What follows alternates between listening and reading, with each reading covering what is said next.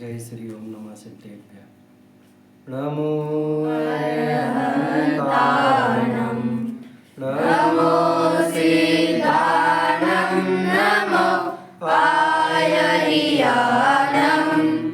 नमो अजायानं नमो लोरे सवसाहुनं आतंबने परमात्मा हो शांति सारे देश में हे देशना सर्वोदयी महावीर के संदेश में।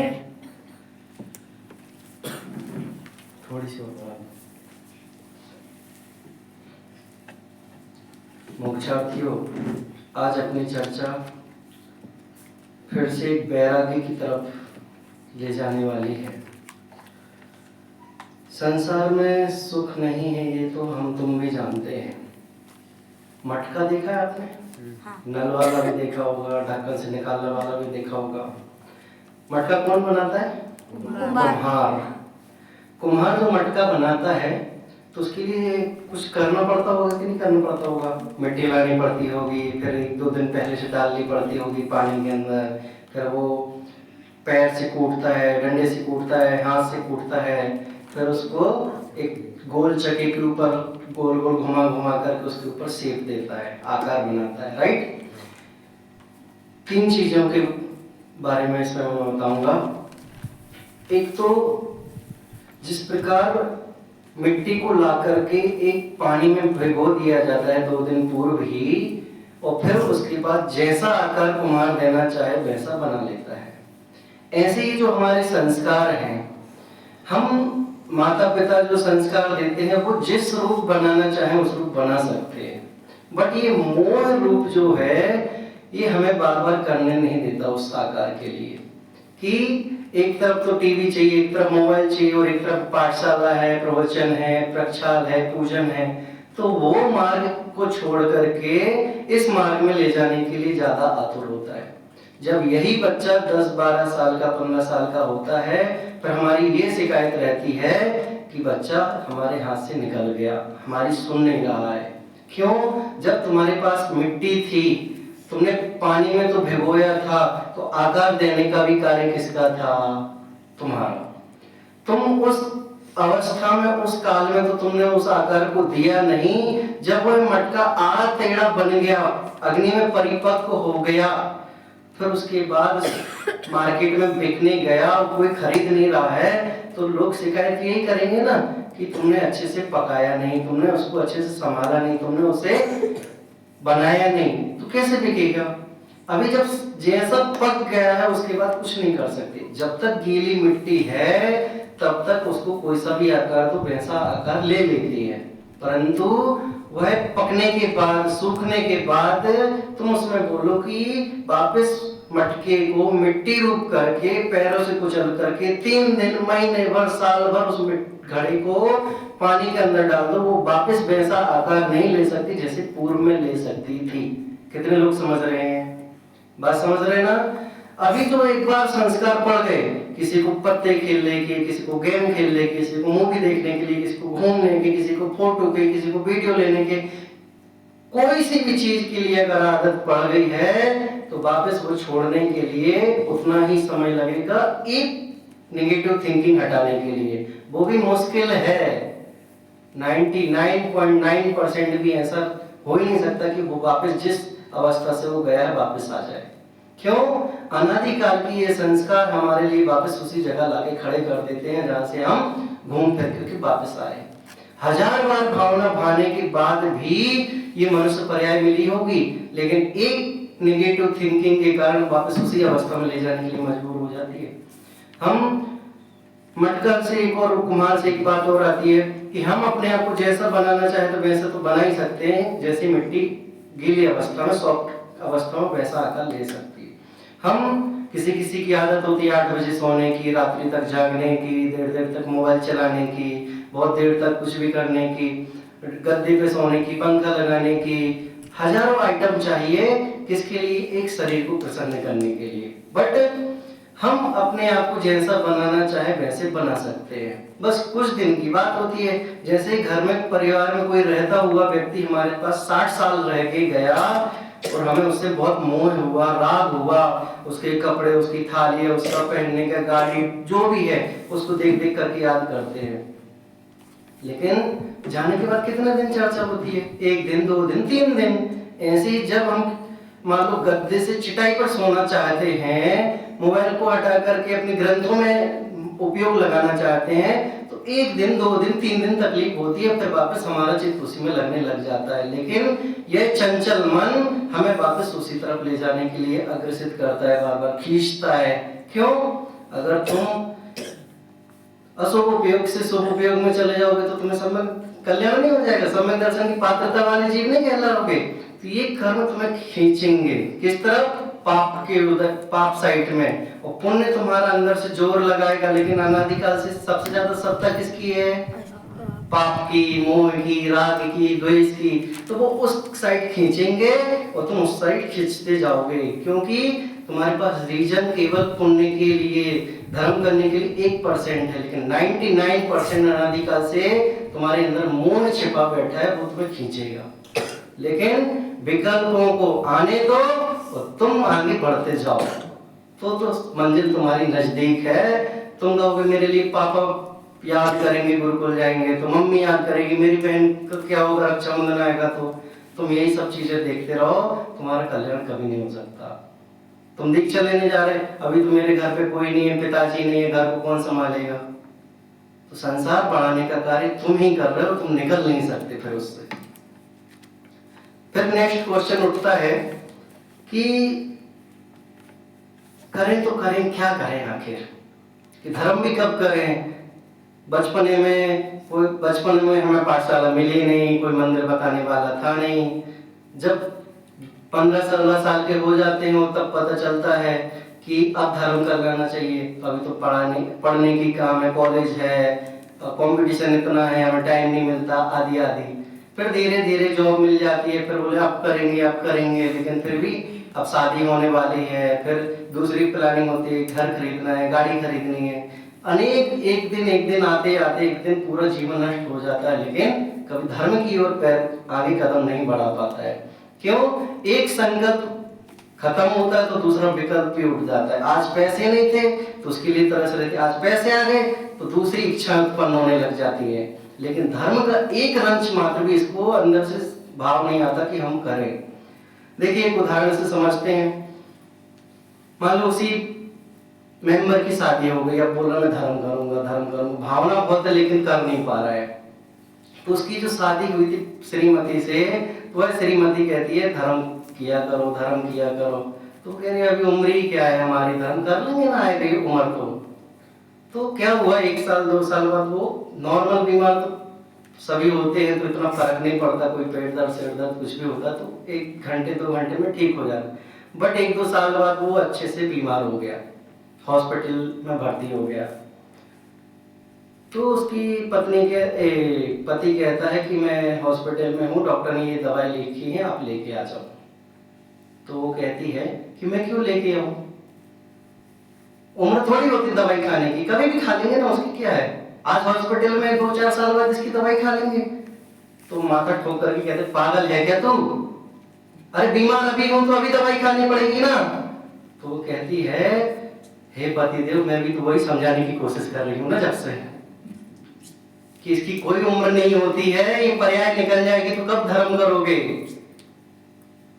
लोगों को सिद्धांतों से समझाने की अपेक्षा उदाहरणों से समझ में आता है, लेकिन क्या करें, मति मारी गई है।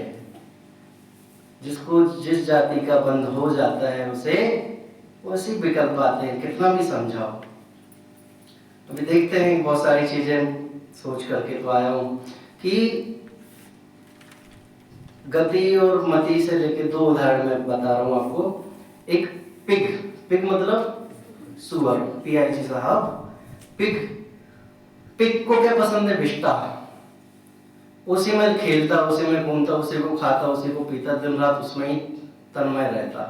एक बार क्या हुआ, अपने फ्लाइट से देव स्वर्ग से इधर उधर हो रहे होंगे, तो तो उनको देखा वो दृश्य कि सुअर कैसे गंदगी में खेल रहा है, क्यों ना उसे एक छोटा सा मोदन किया जाए। किसी की दरिद्रता को देख करके किसी अच्छे परिवार को उसे समझाने का या केयर करने का भाव आता ही है। तो वो देव उसके पास गया और बोलने लगा, भाई तुम यहाँ कहाँ पड़े हो इतनी गंदगी में, चलो मेरे साथ, 56 प्रकार के भोग, रानियां, तुम्हें अच्छा स्विमिंग पूल दिलाएंगे, तुम्हें जो बोलेगा वो खिलाएंगे। तो बोला तैयार तो हूँ, बट मेरी एक शर्त है। पता है क्या शर्त होगी उसकी? मैं जो जिस जगह रहता हूँ, वो जो चीज खाता हूँ, मुझे वो चाहिए। वो देव ने माथा ठोक लिया, मैं कहाँ इसे स्वर्ग ले जाने की बात कर रहा हूँ और ये मुझसे वो मांग रहा है। तो बोले वो तो नहीं मिलेगी, लेकिन वो भी एक चीज कहता है, आपकी पास जो होगा वो मुझे पता नहीं, आप उसके सुख आप ही जानते हो, लेकिन आप भी मेरे कहने से इस सुख को भोग लो। क्यों? उसे उस पर्याय में आनंद आ रहा है, उसे उस पर्याय में आनंद आ रहा है। पर्याय पर्याय की बात है भैया। ऐसे ही सब सुखों से अनादिकाल से चखते चखते चखते चखते हर पर्याय में मजा लिया है, बस हमें पता नहीं है। बताओ भैया, तुम्हारी पूर्व पर्याय की क्या अवस्था थी? नहीं पता। अगली पर्याय क्या होगी? नहीं पता। ऐसे ही हमने अनादिकाल से 4 गति 84 लाख योनियों में हर पर्याय में जन्म लिया है, बस हमें पता नहीं है। बताओ, उस बच्चे को, जन्मते हुए बच्चे को क्यों रोते रोते चिल्लाता है, दूध चाहिए, रोता रहता है। 6 महीने का होता है तो उसके सामने कोई वस्तु रख दो, कोई उठा के ले जाए तो क्यों रोने लग जाता है? मतलब तुम सारी चीजें उसको देते जाओ तो अच्छा है, और कोई उसकी ले जाए तो वो रोने लग जाता है। किसने सिखाया उसको? ये अनादिकाल के संस्कार है। हर एक चीज में घटित कर सकते हो।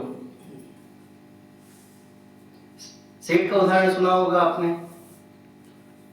कि एक सेठ सामायिक कर रहा था, उसकी रोज शाम की प्रतिक्रिया होती थी कि वो दीपक लगा के बैठता था कि दीपक में जब तक तेल है तब तक मैं सामायिक करूंगा, दीपक जैसे ही बंद हो जाएगा तो मेरा सामायिक का समय खत्म हो जाएगा। लेकिन एक दिन क्या हुआ कि वो दीपक लगा करके घी तेल डाल करके बैठ गया सामायिक करते करते, और उसकी श्रीमती आई बाद में मंदिर से। तो श्रीमती ने सोचा कि वाह कितना अच्छा समय चल रहा है, मेरे पति देव अभी सामायिक कर रहे हैं, क्यों ना मैं इनके लिए निमित्त बन जाऊं धर्म के लिए। एक सामायिक के रूप में मैं भी निमित्त बन जाती हूँ। तो कैन की केटली, तेल की केटली, क्या बोलो बेटा?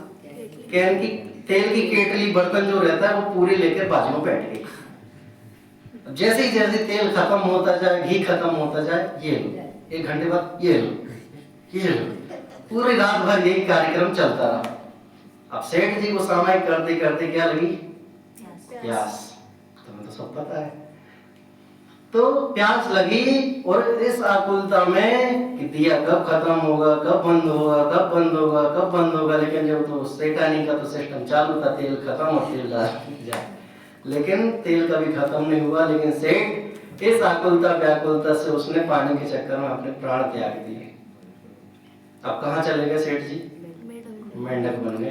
करलो जिनवर की पूजन में वो दृश्य बना हुआ है, देख लेना। मैं तो और शॉर्ट करके उसको सुना रहा हूँ। तो जैसे सेठ जी क्या बन गए? मेंढक। तो कुएं में मेंढक बने, जैसे सेठानी जी पानी खींचने गए तो जंप करके उनकी बाल्टी में आ जाए। किसी किसी को मोह इतना तीव्र रहता है कि पर्याय पर्यायांतर तक भी नहीं छोड़ता है। देखो होगा आपने वीडियोस वगैरह में, कोई हिरण, शेर, गाय, भैंस कहीं भी दूर दूर तक छोड़ के आ जाओ तो वापस आ जाती हैं। कहीं मिलने चले जाओ तो चाटने लग जाती हैं, बैठ जाती हैं। तो ये क्या है? पूर्व के तो संबंध है। लेकिन मेंढक तो मेंढक है भाई। और एक और इससे कहानी जुड़ी आती है कि वो एक सेठ रहता है, दूसरा। लेकिन मैं वो बता रहा हूँ कि पर्याय कैसे तन्मय हो जाते हैं। इस अवस्था में थे तो वैसे थे, उस अवस्था में चल गए तो वैसे है। एक कहानी और आती है कि एक सेठ अपनी वयोवृद्धता जानकर एक मुनिराज के पास जाता है। फिर वो कहते हैं कि तुम अगले जन्म में खुद के घर की गटर के कीड़े बनोगे। तो अपने पुत्र को पूरी स्टोरी सुना देता है कि जैसे ही मैं जन्म लूं तो तुम मुझे मार देना। जैसे ही वो सेठ मर के अपनी गटर में जीव बनता है और उसका बेटा डंडा लेके खड़ा होता है, बोले पिताजी दिख गए गटर में। अभी मतलब वो जीव दिख गया तो डंडे जैसे ही मारने जाता है वो अंदर चल जाता है। अब वो कहता है पिताजी आप ही क्या नाटक खेल रहे हो मेरे साथ, तो उस अवस्था में उसको वहीं आनंद आने लग जाता है। ऐसे ही हम विषय कसायों में रोज ऐसे ही आसक्त रहते हैं और हम उसी में अपना आनंद मानते हैं कि सुबह से नींद आती है बहुत जगाने के बाद भी, क्यों 5 मिनट और 5 मिनट और, बताओ भाई 5 मिनट बाद नहीं जगाया जाए तो कितने 5 मिनट हो जाएंगे, नींद आती रहेगी और दिन भी खत्म हो जाएगा। तो कल परसों के प्रवचन में जो करना है अभी करो तत्काल। जो 5 मिनट बोलते हैं ना उनका 5 मिनट कभी आते ही नहीं है। फिर अगला प्रश्न होगा कि भाई ये तो पर्याय से पर्यायांतर में जो रक्त रहते हैं आसक्त रहते हैं उसको वैसी मजा आती, तो इससे छूटे कैसे? भगवान भी तो इसी बीच में से हमारे बीच में से तो मुक्त हुए हैं, हुए कि नहीं हुए?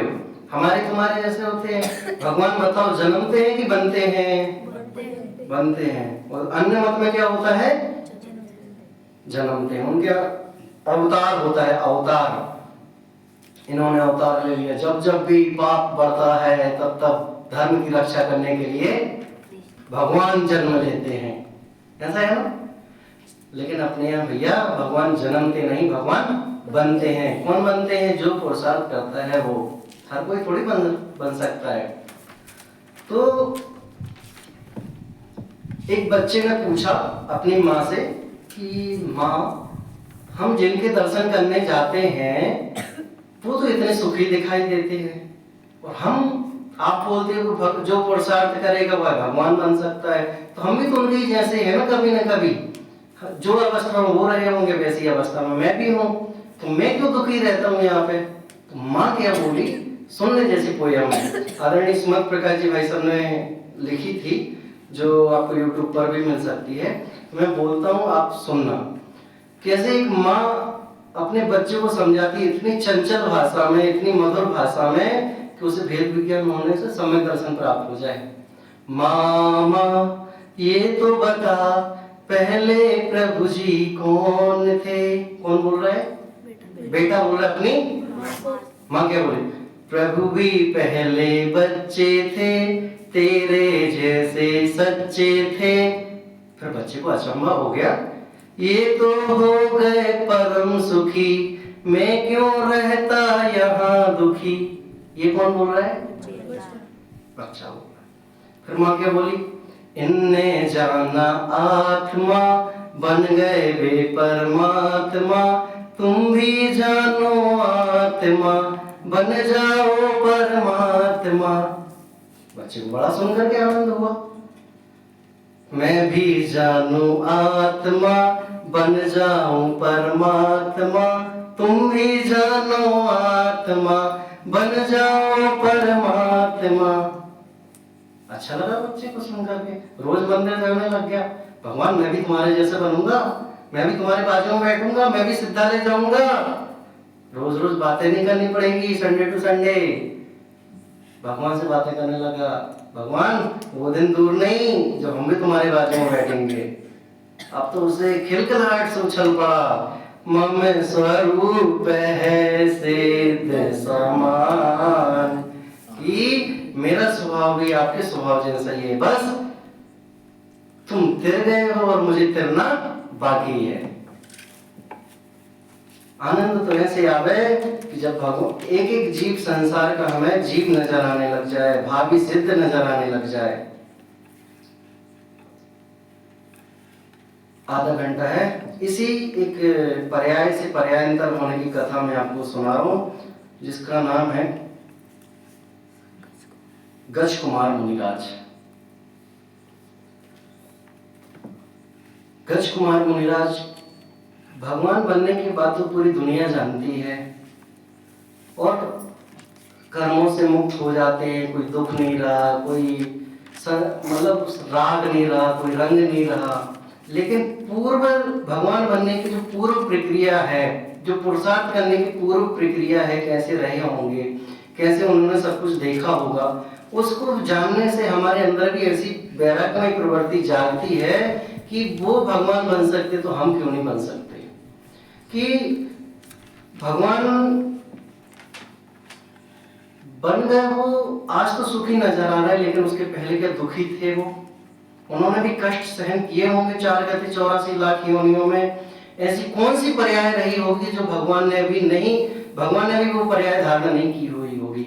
अरे भगवान बनने में तो आज दिखाई दे रहे, लेकिन भगवान ने भी, महावीर भगवान की भी बात करें तो उन्होंने भी अनंत कष्ट, अनंत पर्याय धारण किए हैं जहां उन्हें सुख नजर नहीं आया। इसलिए वो आज संसार की दशा को देख करके उन्होंने वैराग्य आया और उन्होंने अपने शुक्ल ध्यान में, अंतर मुहूर्त में केवल ज्ञान की प्राप्ति करके मोक्ष गए। लेकिन वास्तव में क्या हमें भगवान को देख करके हमें वैराग्य आता है क्या? डॉक्टर साहब की 2 लाइन है ना, जो भूते काले प्रभु आपका, वह मेरा वर्तमान जो आपका, वह भविष्य मम जान। कि भूतकाल प्रभु आपका, वह मेरा वर्तमान। भगवान की तरफ से देख करके बात कर रहे हैं कि भगवान जैसा भूतकाल आपका था ना, वैसा आज मेरा क्या है? वर्तमान है। और फिर दूसरी लाइन क्या है? वर्तमान जो आपका, वह भविष्य मन जान। कि जैसा भगवान आज आपका वर्तमान है ना, जैसे हम आपको दर्शन करने आ रहे हैं वर्तमान, तो वो दिन भी दूर नहीं जब मेरा भविष्य आपके जैसा होगा। बात समझ में आई कि भगवान आप आज सुखी दिखाई दे रहे हो, लेकिन पूर्व की पर्यायों में देखा जाए तो आपने भी अनंत कष्ट पाए हैं, अनंत दुख पाए हैं। लेकिन वो दिन दूर नहीं जब मैं भी आपके समान बन सकता हूँ। जैसे आप बन गए वैसे मैं भी बन सकता हूँ। फिर से बोलो वो 2 लाइन। भूते काल प्रभु आपका, वह मेरा वर्तमान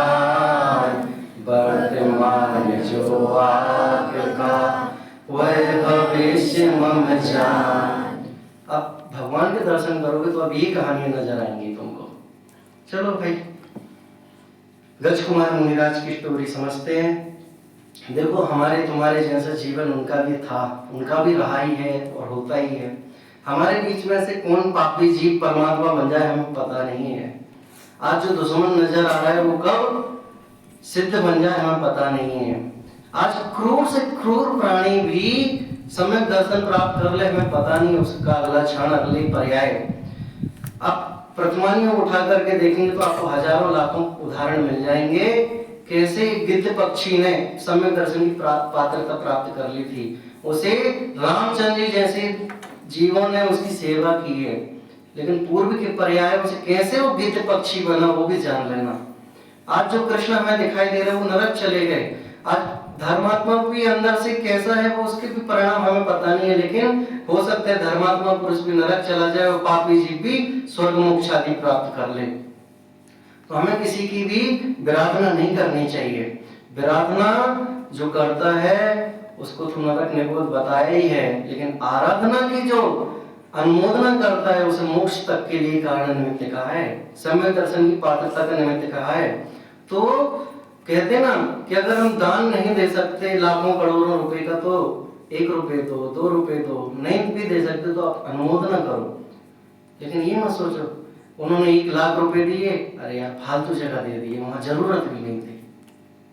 बड़े पंडित जी की 2 लाइन बहुत अच्छी हैं कि भाव किसी के लिए बिगाड़ो, भाव तो हमारा ही बिगड़ना है। नोट कर लो ये चीज, भाव किसी के लिए बिगाड़ो, भाव तो हमारा ही बिगड़ना है।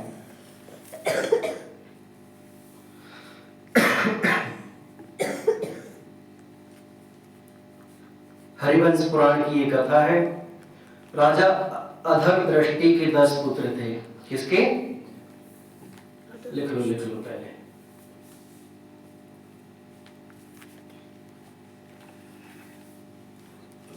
क्या लिखा? भाव किसी के लिए बिगाड़ो, भाव तो हमारा ही बिगड़ना है। जैसे कि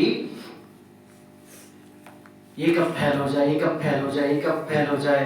अरे हमारे तुम्हारे कहने से थोड़ी फैल होगा।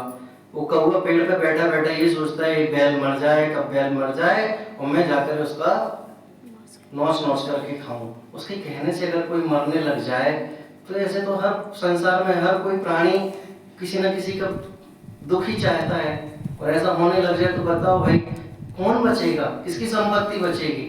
हाँ, हर एक पुराने जो जवान में 21-22 साल का है, शादी करने का सोचता है तो उसके तो बहुत सपने होते होंगे, मैं इससे शादी करूं, उससे शादी करूं, उसके कहने से ऐसा होने लग जाए तो फिर तो कोई भी कुछ भी कर सकेगा। लेकिन ऐसा होता नहीं ना, कर्मों के अधीन है हमारे पुण्य पाप भी। तो एक राजा अधर दृष्टि थे जिनके 10 पुत्र थे। उनमें से एक उनका पुत्र समुद्र विजय था, जिनसे नेमिनाथ सबसे छोटे, समुद्र विजय से नेमिनाथ का जन्म हुआ था, और उनसे छोटे भाई वासुदेव जिनसे कृष्ण हुए थे, और उनकी भी कई पत्नियां थी। और रानी गंधर्व सेना और वासुदेव, इनके ये 2 पात्र हैं। इनसे आगे स्टोरी अपनी बढ़ेगी कि गंधर्व सेना पत्नी और राजा वासुदेव, उनसे जन्मा बालक गज कुमार। क्या नाम था रानी का? गंधर्व सेना। बाहुबली में कौन सी सेना? तो और राजा का नाम क्या था? वासुदेव। तो उनसे जन्मा बालक गज कुमार। ये जो कहानियां होती हैं प्रथमानी योग की हैं या कहीं से भी कोई सी भी सुनने में आती हैं, तो ये सुनने के लिए नहीं है, ये हमारे अंतर में बदलने वाली परिणति है, एक अवसर है कि दूसरे के एक्सीडेंट होने की कल्पना जब होगी तब होगी, या सुनी होगी, या प्रत्यक्ष झलकी होगी, दिखी होगी, लेकिन क्या हमारे साथ वैसा हो सकता है कि नहीं हो सकता है? तो ज्ञानी जीव इस प्रथमानियों की कहानियों को सुनकर के अंतर में वृत्ति भरते हैं, भाव लाते हैं, और उन सब चीजों को सुन करके जान करके उनसे दूर होते हैं और स्वाध्याय में जुड़ते हैं। देखो गज कुमार जी इतने सुंदर थे, कामदेव जैसे थे, चंचल थे कि कहीं गली से निकल जाए तो भीड़ लग जाती थी, लोग निहारते थे। कामदेव जैसा शरीर है था उनका, लेकिन इतना सुंदर होने के बाद भी वो घर से नहीं निकलते थे। एक बार क्या हुआ कि पौदनपुर के राजा अपराजित, क्या नाम था? अपराजित, वासुदेव को और उनकी सेना को ललकारते थे अहंकार के कारण। दम है तो सामना कर, दम है तो युद्ध में आ जाओ। तो ऐसे चैलेंजेस उनको निरंतर देते रहते थे।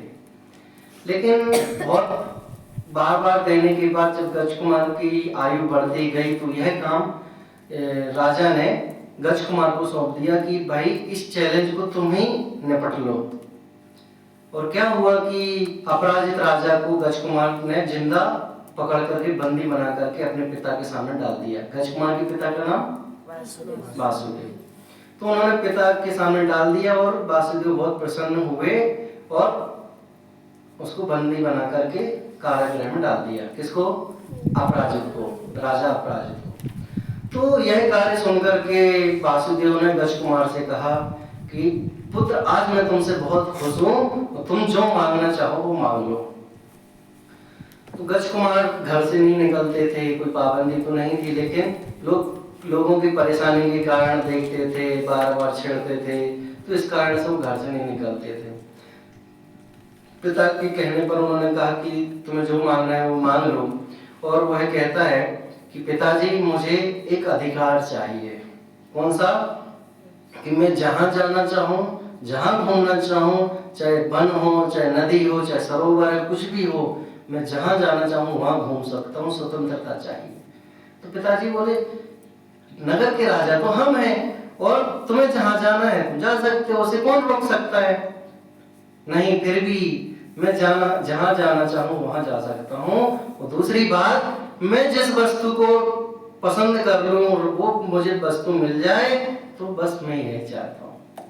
पिताजी बोले लगे राजा अपन है, प्रजा अपनी है, तुम जो चाहोगे वो मिल जाएगी। कामदेव जैसे तो सुंदर तो थे ही गज कुमार, और लोग जैसे गज कुमार जैसे निकलते थे वो लोग भीड़ लगा के उन्हें ताकते रहते। जैसे कृष्ण की लीलाओं में ये सुनने में आता था कि लोग कृष्ण की भक्ति करते थे, वो पानी लेने जाते थे कुएं से, बर्तन से खींचने की जगह बच्चे को लटका देते थे और बर्तन वगैरह लेने की जगह पर बच्चे को लटका के आ जाते थे। दूसरी कहानी ये भी फेमस है कि ससुर के भोजन पर उसने जा रही थी और गाय को भूसा रखने जा रही थी, तो भूसा तो रख दिया ससुर के आगे और भोजन रख के आगे गाय के आगे, ऐसे तन्मय हो रहते थे लीलाओं में। तो ऐसी हालत उनके समय की थी कि गज कुमार जहाँ से निकल जाए तो उनकी लीलाएं कुछ अपरंपार थी। तो ये उन्होंने अपनी बात रख करके पिताजी से ये नियम वो अपनी मांग वरदान ले लिया उन्होंने। फिर क्या था कि जैसे जैसे गज कुमार जैसे जैसे उम्र बढ़ती जा रही थी, उनकी जवानी भी बढ़ती जा रही थी। वो मन तो चंचल होता ही है, सर्वांग सुंदर ही थे और लोग भी उन्हें देखते थे, चाहे पुरुष हो चाहे कन्याएं हो। तो जैसे जैसे वो घूमने फिरने लग गए और मनवांछक चीजें देखने लग गए, तो उनके अंदर थोड़ा किंचित कुशील प्रवेश कर गया। कुशील मतलब दृष्टि का जो विषय है, दृष्टि में जैसे कुछ भी कन्या दिखी तो उन्हें निहारने लग गए और ले लिया तुमने तो बचे, तो मुझे जो वस्तु पसंद आएगी तो मैं वो ले लूंगा। तो उन्हें कोई भी लड़की कोई भी कन्या पसंद आने लग जाती तो वो उठा के घर पे लेके आ जाते थे। ऐसा एक बार नहीं, दो बार नहीं, 100 बार, हजारों बार हुआ और लेके आ जाते थे।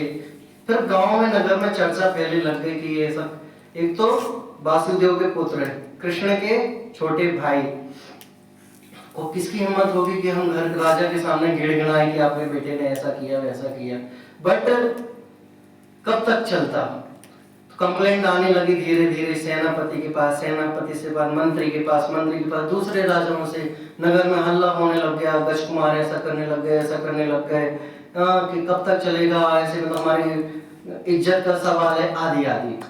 बट जैसी बात गज कुमार के पिता के पास पहुंची तो वो चिंतित हो गए और उन्होंने अपनी बात कृष्ण से रखी कि गज कुमार ऐसे ऐसे करने लग गए और लोगों की कंप्लेंट आने लगी निरंतर।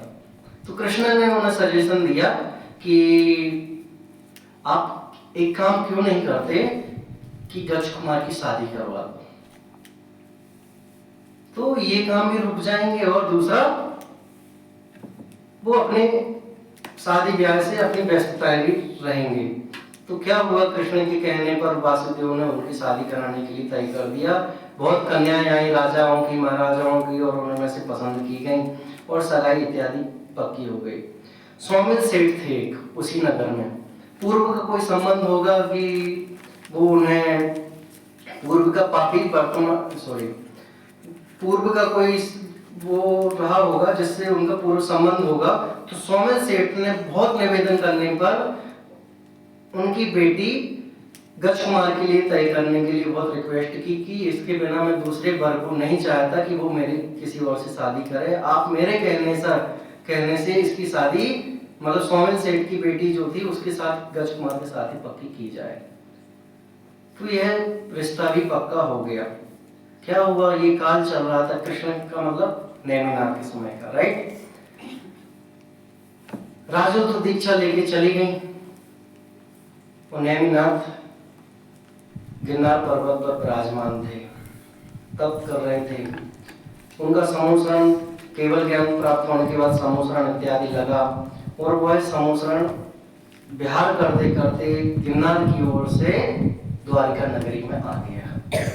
लोगों को जैसे ही पता चला समूसरण आया है, नेमिनाथ की जय जयकारें होने लगी, बोले नेमिनाथ भगवान की, तो जय जयकारें होने लगी और फिर लोग सारे पूरी द्वारिका के लोग उसमें जाकर के कोर्ट में जाकर के बैठ गए और दिव्य ध्वनि चलने लगी, प्रारंभ होने लगी, हो गई। और फिर जैसे जैसे कृष्ण गए पूरा द्वारिका पूरा गया और पीछे पीछे फिर गज कुमार भी आए। रिश्ता तय हो गया था, सगाई भी हो चुकी थी। दिव्य ध्वनि में जैसी नेमिनाथ की दिव्य ध्वनि खिरी और एक बार दिव्य ध्वनि में ये भी आया कि 12 वर्ष बाद ये द्वारिका नगरी धू धू करके सारी दीपायन होने के निमित्त से चल जाएगी, कोई भी नहीं बचेगा, कोई भी मतलब कोई भी, कृष्ण के माता पिता भी नहीं, कोई कुछ भी नहीं बचेगा। लोगों के अंदर से चित्त में बैराग आने लग गया कि कैसा है वैभव, कैसा है पूरी पुरुषार्थ हमने जन्म से लेकर के अपनी दादा परदादा की पूंजी एक घर में बनाने में लगा दी, द्वारिका को जमाने में लगा दी, कृष्ण भी चिंतित होने लग गए, सब होने लग गए। क्या होगा इस वैभव का, क्या होगा मेरे पुत्र का, क्या होगी मेरी पुत्री का, क्या होगा मेरे माता पिता। इस चिंतित समाचार को सुनकर के सब आकुल व्याकुल होने लग गए। किसी ने अनुव्रत धारण किए, किसी ने महाव्रत धारण किए, काफी सारे दीक्षित भी हो गए। अरे जिसके चित्र में, गज कुमार के चित्र में कन्याओं को लेकर के, कुशील को लेकर के, वो जवानी के रूप में वो बार बार मोहित होते थे और उसी के ऊपर आसक्त होते थे। कौन जान सकता है कि ये आज का मोही प्राणी, ये कुशील जिसके अंदर चित्र में बैठ गए, वह कल परमात्मा बन सकता है। हर एक कन्या को उठा उठा करके घर में लेके आ जाता था। इतना काम सुंदर होने पर भी अपनी जवानी पर इतने मोहित होते थे, कोई सोच भी नहीं सकता है। राजा खुद परेशान थे, कृष्ण खुद परेशान थे, लेकिन जैसे ही उन्होंने दिव्य ध्वनि में ये बात सुनी तो उन्हें अंदर से चित्त में वैराग्य आ गया कि इस जवानी का क्या काम रहेगा जब ये द्वारिका ही नगरी नहीं रहेगी, जब घर ही नहीं रहेगा तो मैं तो बिना घर का वैसे ही हो गया। तो वो भी सोचने लगे कि ये भी तो एक किराए का घर ही है। शेर तब तक फाड़ फाड़ करके खाता है जब तक उसकी जवानी रहती है, बुढ़ापे के समय पे तो उसका भी बोझ उससे नहीं ढोया जा सकता है। देखा है आप लोगों ने वीडियो में कैसे लगड़ते लगड़ते पूरा चलता है। कौवे आकर बैठ करके नोचते हैं उसके। देखा है, हमें जवानी में ही पाप करने के भाव आते हैं, कुशील करने के भाव आते हैं, चोरी करने के भाव आते हैं, जिन धर्म नहीं सो आता है। लेकिन जब पाप का उदय आता है तो यही कहने में आता है, सुनने में आता है कि कोई दो शब्द धर्म के सुनाते। जब तकलीफ होती है तब तो हमें यही चाहते हैं कि हमें कोई धर्म सुना दे, और वही तकलीफ जब दूर हो जाती है तो यही लगता है कि कितना कमा लें, कितना कर लें, कितना बना लें। लेकिन जो साथ में जाएगा उसके लिए तो हम कर रहे हैं -1 काम। तुम्हारे कर्म, तुम्हारे परिणाम अगले भाव में जाने वाले हैं, और जो साथ में नहीं जाएगा उसके लिए कितना कर रहे हैं, 99.50% काम कर रहे हैं उसके लिए। सोच लो आप, सुबह उठने से लेकर रात्रि तक किसके लिए कर रहे हैं, इस शरीर के लिए, इस परिवार के लिए, इस घर के लिए, बैंक बैलेंस घर के लिए, ब्रश कर रहे, खाना कर रहे, स्त्री कर रहे, कपड़े खरीद रहे, सब कुछ कर रहे, किसके लिए, एक भाव के लिए। और जो साथ में जाने के लिए तैयार है, जो हमारे साथ काम में आने वाला है, उसके लिए 0.5% भी काम नहीं हो रहा। पूरे 3 लोग 3 काल में बिरले ही होते हैं सब लोग, सबके चित्त में ऐसे भाव भी नहीं आते कि वो मंदिर जाएं। अनेक अनेक प्रवृत्ति के लोग होते हैं, सब जीव मोक्ष नहीं जा सकते, सब नरक नहीं जा सकते, सब निगोद नहीं जा सकते, सब त्रियंज नहीं बन सकते, सब स्वर्ग नहीं जा सकते, सब नरक ही नहीं बन सकते। सब अपना अपना उदय लेकर के आए। हर कोई जीव सूक्ष्म जीव नहीं बन सकता, हर कोई निगोदिया नहीं बन सकता, हर कोई बाधक नहीं बन सकता, कोई पंचेंद्रिय नहीं बन सकता, कोई असंगी नहीं बन सकता। सबके अपने अपने उदय प्रमाण हैं। हमारे कहने से, तुम्हारे कहने से किसी का कुछ होने वाला नहीं है। हमारे माता पिता भी और हम भी अनेक अनेक दिशाओं से उड़ उड़ करके एक घर में आए हैं। कोई 1 रात जीता है, कोई 60 साल जीता है, कोई उम्र के हिसाब से जीता है, फिर वापस उसको उड़ जाना है। अरे जब अलग अलग ही आए हैं और अलग अलग ही उड़ जाना है तो हमें अपना चैतन्य बसेरा अभी तो जान लेना चाहिए कम से कम, और हम वो भी जानने की कोशिश नहीं करते। फिर क्या हुआ होगा समोसरण के बाद? किसकी बात चल रही भैया? गज कुमार की। अभी मुनिराज नहीं हुए हैं, वो बार बार कहने में आ रहा गज कुमार मुनि, गज कुमार मुनि। गज कुमार सोचे होगा कि मेरे पिताजी राजा हैं तो ये इसके बाद किसको राजा पदवी मिलेगी? गज कुमार को। नेचुरल सी बात है। आज जितना वैभव तुम्हारे पिताजी का है वो नेचुरल सी बात है तुम्हें ही मिलने वाला है। तो कौन सपने नहीं संजोता है अपने वैभव के, अपने पैसे धन दौलत के। कृष्ण का वैभव तो देख कर के गज कुमार को भी लगता ही होगा ना, मेरे पास भी इतना होगा, मेरे पास भी इतनी रानियां होंगी, इतनी पट्ट रानियां होंगी, क्या क्या विचार नहीं सोचते होंगे। बट एक ही निमित्त काफी है धर्म मार्ग में लगने के लिए, और हजार जिनको धर्म नहीं सुहाता है उनको 1000 निमित्त भी धर्म के दिखा दो, कितने भी वैराग्य कथाएं सुना दो, कितने भी जीवन में घटित दिख जाए तो भी उन्हें वैराग्य नहीं आ सकता अंदर से, धर्म की प्रवृत्ति नहीं जागृत हो सकती उनको। क्यों? अंदर चित्त में एक ही चीज बैठी है, हाय पैसा, हाय पैसा, हाय पैसा। जिसके पास समय नहीं है तत्व ज्ञान के लिए, उनके लिए अनंत भाव के लिए कान नहीं मिल सकते, उनको धर्म सुहा नहीं सकता है। देखो फिर क्या हुआ कि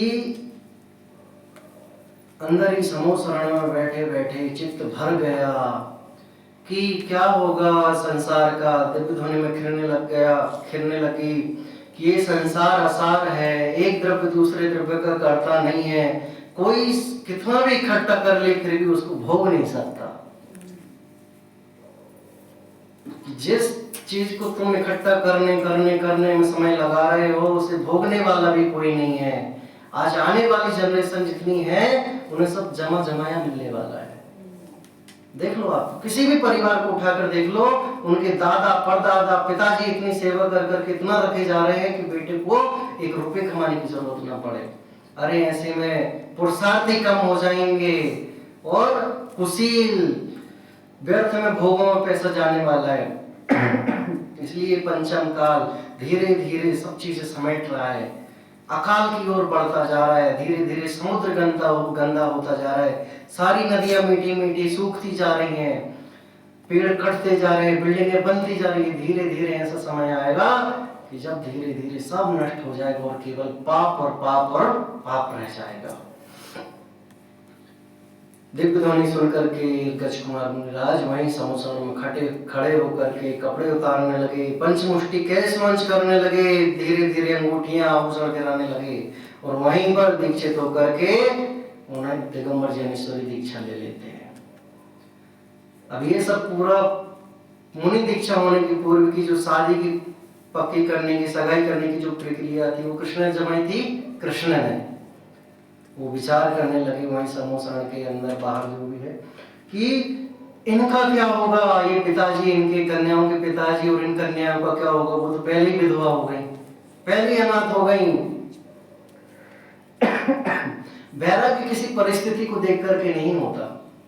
बेटा छोटा है, बेटा बड़ा हो गया, उसकी शादी होने वाली है, फिर दीक्षा लूंगा, फिर दीक्षा लूंगी, ये कोई शर्त नहीं होती। परसों भी मैंने कहानी में बताया था कि सशर्त पूर्वक दीक्षा नहीं होती। कौन सी कहानी सुनाई थी परसों? कौन सी? प्रीति कर स्याद की कहानी। तो उसमें भी वो बोल रहा था कि पुत्र की संतान होगी तो बताओ तो मैं दीक्षा नहीं लेती, और संतान नहीं होगी तो मैं दीक्षा ले लेती। सशर्त पूर्वक दीक्षा थोड़ी ली जाती है। तो कृष्ण तो यही विचार करने लग गए कि अब उन कन्याओं का क्या होगा। गज कुमार मुनिराज ने तो दीक्षा ले ली और समोसण से बाहर आकर के बिहार कर गए। कहां पर? द्वारिका से फिर वापस वो, क्योंकि ये जो गिरनार पर्वत है पहले इतना बड़ा हुआ करता था कि 2-3 प्रदेश तो ऐसी जुड़ जाएं। धीरे धीरे करते करते करते उसके अखंड टुकड़े हो गए, अखंड मतलब खंड खंड हो गए, तो उतने ही पार्ट में रह गया वो। तो क्या कहना है मुझे कि कृष्ण ने ये चिंता जायज की और धीरे धीरे जैसे लोगों को जिन जिन कन्याओं से उनकी शादी पक्की हुई थी, सगाई हो गई थी, जिन जिन को पता चला कि उन्होंने दीक्षा ले ली, रोने लग गए कुछ लोग खेद खिन्न होने लग गए। किसी ने तो यह समाचार सुनकर कि वो सोचने लगी कि मेरा पति जब ज्ञानेश्वरी दीक्षा लेके चला गया तो मैं इस भाव में दूसरे के साथ विवाह मनाकर कितनी खुशियां मनाऊंगी, मैं भी दीक्षा लेकर के आज का व्रत धारण करूंगी। तो बहुत सारी कन्याओं ने भी दीक्षा ले ली, आर्यिका बन गई। बट जिसके एक आग्रह पर, सोमेन सेठ के आग्रह पर, बार-बार निवेदन करने पर उसकी बेटी के लिए सगाई पक्की हुई थी, कृष्ण के कहने पर, सोमेन सेठ के कहने पर, वो बहुत खेद खिन्न हुए। उनके अंदर टीस, खसाए, क्रोध, मान, माया, लोभ, ये सब इतना तीव्र झलक रहा था कि आज सामने मिल जाए तो धड़ अलग कर दें। लेकिन एक समय का क्रोध किसी के लिए अगले भाव में किस रूप में क्रोध उत्पन्न होता है आप जान नहीं सकते। एक छोटी छोटी सी बातों को लेकर के लोग मर्डर कर देते हैं। क्यों? उसने मेरे साथ ऐसा किया था, उसने गाली दी थी, उसने मेरे साथ ऐसा किया था। एक समय का क्रोध आपको नरक ले जाने के लिए तैयार है। इसलिए कभी किसी से बैर मत बांधना, निदान बंद मत करना। क्या निदान मतलब, जैसे मान लो कोई यहाँ पर साधारण भोजन करने आए और उसे भोजन अच्छा ना लगे, तो वो 1000 आदमियों को कहता है भैया वहां चले जाना लेकिन यहाँ मत आना।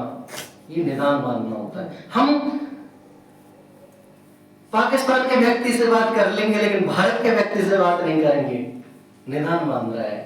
जो ऐसे मंदिर के लिए कहते हैं भगवान पार्श्वनाथ आपने मेरी ये तमन्ना पूरी नहीं की तो मैं आपको दर्शन करने नहीं आऊंगा, उसे कभी दर्शन मिलेंगे ही नहीं, निमित्त भी नहीं मिलेगा। इसलिए कभी निदान मत मानना, कसाई का मत करना, किसी को विराधना मत करना, किसी ज्ञानी जीव की विराधना मत करना। देखो सोमेन सेठ क्या सोचता है अपनी पुत्री को लेकर, अरे भाग्य तय करता है। सीता की भी कुंडलियां मिलाई गई थी लेकिन भाग्य ने तो उसके लिए वनवास ही लिखा था, तो कौन क्या कर सकता था। लेकिन पिता तो चिंतित होते होते इतने अंदर से क्रूर हो गए, उनकी प्रवृत्ति इतनी क्रूर हो गई कि उन्हें कुछ नहीं दिखाई दे रहा था। आज कोई सामने होता तो उसे शूट कर देते। देखो फिर क्या होता है कि सोमेन सेठ बहुत चिंतित थे अपनी बेटी के चक्कर में, बहुत आकुल व्याकुल हो रहे थे। वो तो ढूंढ रहे थे कि मेरी बेटी का जीवन बर्बाद इस गज कुमार की वजह से हुआ है। लेकिन वास्तव में सोचा जाए तो निमित्त मिलने पर भी अगर उपादान ही साथ ना दे तो उसकी क्या गलती है। एक पात्र जीव ने तो बहुत अच्छी शुद्धि पूर्वक भोजन बनाया था मुनिराज के लिए, लेकिन मुनिराज की अंजलि में ही अंतराय आ गया तो श्रावकों का क्या दोष। लेकिन सारी दुनिया के निमित्त तुम सुन लेना, सारी दुनिया यही कहेगी भोजन में ही दोष है, इनकी फैमिली में ही दोष है। कितने लोगों ने सुना है,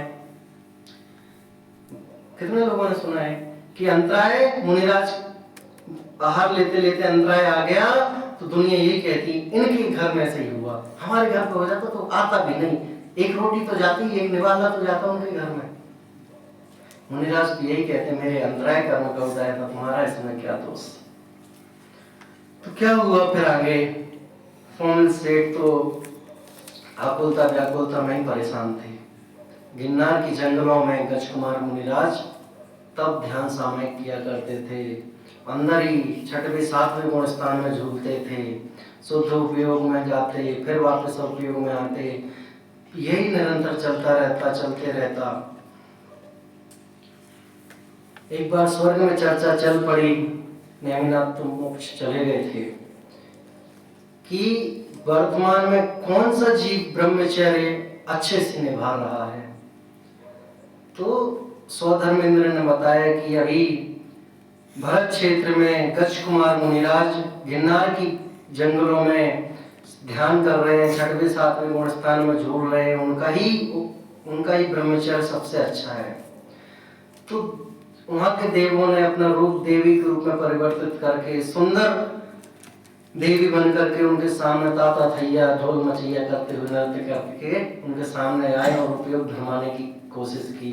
लेकिन गजकुमार मुनिराज तो मेरु समान अडिग ध्यानस्थ मुद्रा में बैठे थे, हिले नहीं डिगे नहीं। क्यों?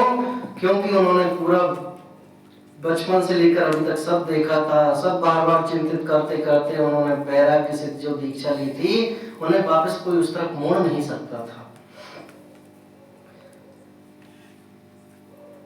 लेकिन सोमेन सेठ की चिंता तो बार बार सताती रही, लेकिन बहुत गुस्से में थे। अलग अलग ग्रंथों में आता है कि किसी ग्रंथ में मिलता है कि ये घटना गिरनार की है, किसी ग्रंथ में मिलता है कि ये गजपंथा की है। वो कोई बड़ी बात नहीं है, बट वैराग्य की जो बात चल रही है यहाँ पर वो मायने पहले अपन रखते हैं कि सोमेन सेठ ढूंढते ढूंढते भटकते इधर उधर होते होते एक बार उन्हें एक जंगल में गजकुमार मुनिराज दिख गए और उन्होंने वापस वह चेहरा देख करके वापस उनको वही बेटी का दृश्य याद आया और भावुकता में आकर कसाई पूर्वक क्रोध पूर्वक उन्होंने खेत में से गीली मिट्टी उठा करके सिर के माथे पर सिगड़ी बना दी। सिगड़ी समझते हो? चूल्हा बना दिया। जैसे एक बैरी को बैरी मिल जाए तो वो भी एक दूसरे से लड़े बिना, कसाए हुए बिना नहीं रहते हैं। ऐसे सोमेन सेठ ने सारी गुस्सा फ्रस्ट्रेशन में आकर के गीली मिट्टी उठा करके पूरी सिगड़ी चूल्हा लगा बना दिया और उसमें अंगारे जला दिए और फिर धधकने लग गया सिर, और उसमें और लकड़ियां काट काट कर करके लगा दी और धधकने लग गया। सोचो आज हमारे ऊपर वजन भी रख दिया जाए आधे घंटे के लिए तो हमारा सिर दर्द होने लग जाता है, हाथ खड़े करवा दिया जाए तो हाथ दर्द होने लग जाते हैं, घुटने पे खड़ा कर दिया जाए, भोजन नहीं मिले तो कितना दर्द होता है।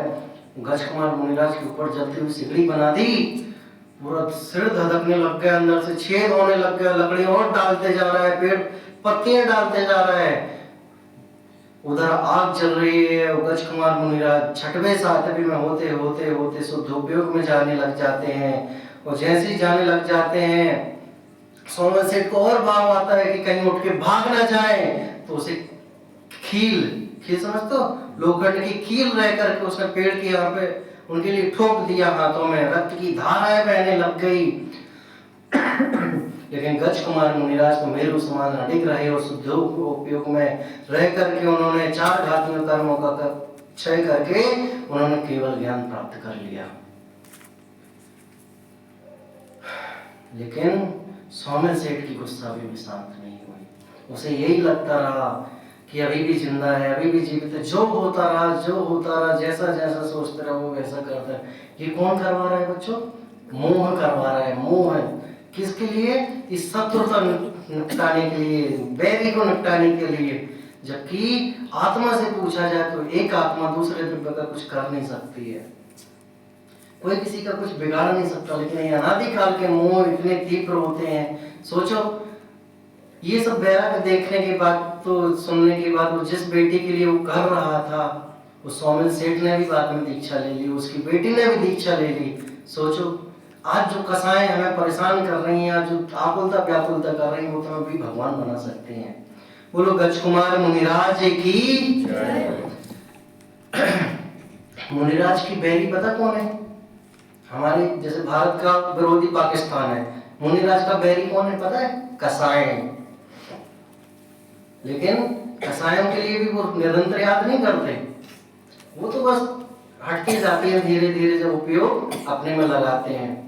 देखो मुनिराज किसे कहते पता है? 10 दिशाएं जिसकी अंबर है वही सच्चा दिगंबर है। आकाश ये धरती जिनकी चादर है वही कपड़े हैं, और उसी में अपनत्वपना है और अपने अंदर शुद्ध उपयोग में रहते हैं। केवल मात्र उनके पास पीछे कमंडल और एक शास्त्र हुआ करता है। मुनिराज गज कुमार मुनिराज तो मोक्ष चले गए, फिर बाद में उसकी बेटी ने, सोमेन सेठ की बेटी ने, और सोमेन सेठ ने भी दीक्षा ले ली, वो भी आगामी काल में मोक्ष जाएंगे।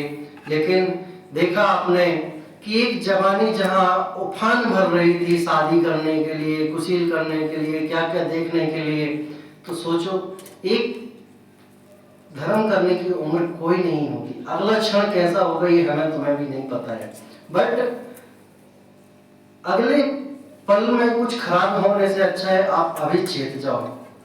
किसी किसी का देखा होगा, आप पेड़ आम का लगाया, आप रोज निकालते हो उधर से, उसके जो फूल हैं, कुछ फल हैं, बस आती है, हवा चलती है, हजारों झोंके लगते हैं, कितने सारे फूल गिर जाते हैं। कोई फिर से निकला तो कभी फल गिर जाते हैं। आप अभी भी जाएंगे तो देखना हजारों फूल और कई फल गले मिलेंगे, और कोई फल जब तक पक नहीं जाते तो भी गिरते नहीं है।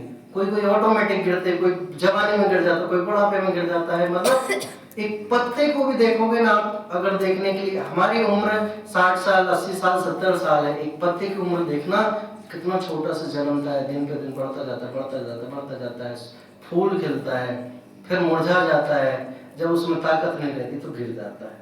ऐसे ही तो हमारे लिए रोज प्रकृति संदेश देती है कि तुम चेतो। सूर्य जब उगता है तो कितना सोखता है, लालिमा दिखाई देती है, चंचलता, बचपना दिखता है, फिर जवानी बढ़ती है, फिर 12 बजे पूरी 25 साल 30 साल की एज में होता है, फिर ढलने लग जाता है धीरे धीरे धीरे धीरे धीरे, मुरझाइयाँ पड़ने लग जाती है, झुलझुली पड़ने लग जाती है, और फिर बादलों के बीच में ढक जाता है और फिर अंधेरा हो जाता है। ऐसे ही हमारा जीवन है, कुछ समय की उम्र मिली है और इसमें अच्छे अच्छे कार्य करो, अच्छे अच्छे काम कर करके अपना भाव सार्थक करो। वही कविता बोलोगे फिर से? मामा ये तो बता पहले प्रभु जी कौन थे? बोलो। मामा ये तो बता पहले प्रभु जी कौन थे? प्रभु भी पहले बच्चे थे, तेरे जैसे सच्चे थे। ये तो हो गए परम सुखी, मैं क्यों रहता यहाँ दुखी? तुम भी जानो आत्मा, बन जाओ परमात्मा। हम भी जाने आत्मा, बन जाओ परमात्मा।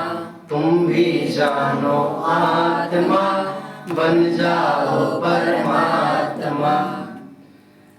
वो दो लाइन में बोलो, भगवान वर्तमान आपका जो दिख रहा है वो है मेरा पहले, जैसा भूत आपका था वो मेरा वर्तमान है। बोलो फिर से।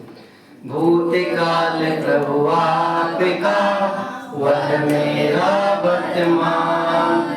वर्तमान जो आपका, वह भविष्य मम जान। कि वो दिन दूर नहीं भगवान जब वेदी पर हम भी बैठेंगे। कितने लोगों को बनना है भगवान? बढ़िया।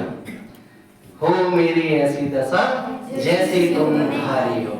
कि भगवान आपकी जैसी दशा है वैसी हमारी भी जल्दी से जल्दी हो, यही भावना है। हम सभी भी भावी सिद्ध भावना भाएं कि जल्दी से जल्दी भगवान बने और संसार के दुख कष्टों से दूर हो। क्यों? तुच्छ क्षण भंगुर के पैसे कमाने में क्या है? मैंने दो लाइन लिखी थी कि मान्यता में घट रहा और मान्यता में बढ़ रहा, आत्मा में न कुछ घट रहा और आत्मा में ना बढ़ रहा। कि ये मान्यता में घटते बढ़ते ऐसे जीवन पूर्ति हो जाएगी तो क्या काम का ये जीवन? हम तो यही भावना भाएं कि तुच्छ सुख में जो आनंद नहीं है, जो अतीन्द्रिय सुख में है। तो हम सभी अतीन्द्रिय सुख को प्राप्त करें इसी भावना से। ओम नमः।